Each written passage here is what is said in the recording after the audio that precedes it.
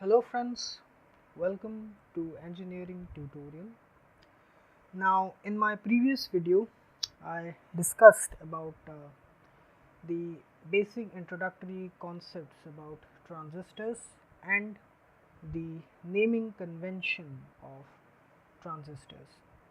So in today's video, as I said, I will be discussing about the working principle of transistor, that is particularly the NPN transistor. We will discuss how the NPN transistor works. So let's get started. Now here we have is an NPN transistor block. It consists of the N-type emitter, the P-type base and the N-type collector. As you can see, collector has the maximum surface area, base minimum surface area and emitter moderate surface area. The emitter is heavily doped so that maximum charge carriers are transmitted towards the base and then to the collector. Collector is moderately doped and base is lightly doped.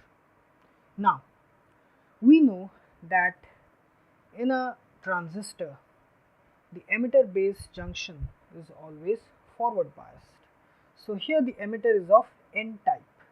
So for it to be forward biased, the N type end is connected to the end or the negative terminal of the supply voltage. Here it is the emitter base voltage VEB.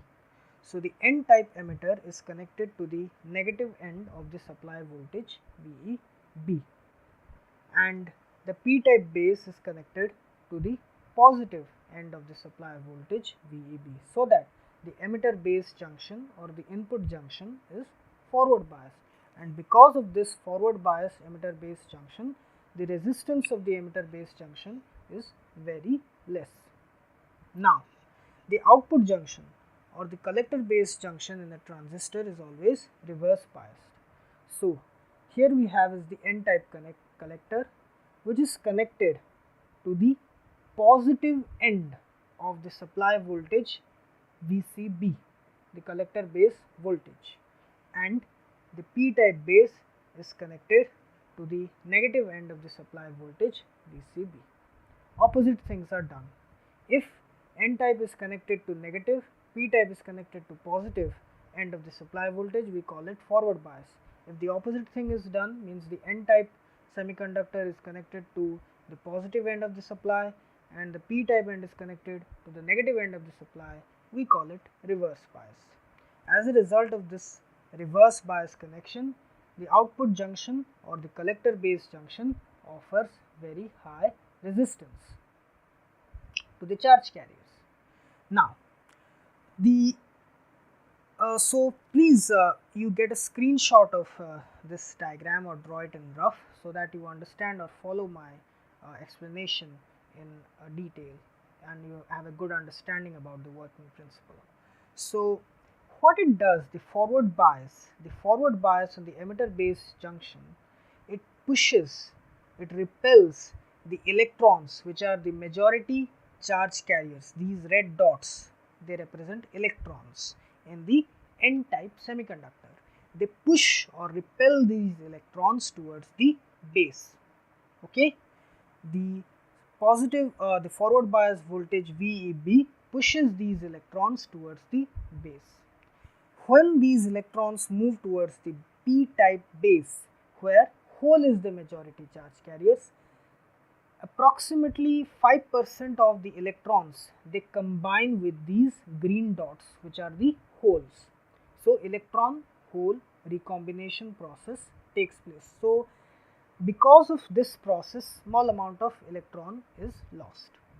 Because of this movement of electrons from emitter to base, the emitter current IE flows in the opposite direction. Now you remember from classical physics that the direction of current, conventional current, is always opposite to the movement of electrons. So if the electron movement is in this direction, the emitter current, which is in this case, will always flow in the opposite direction.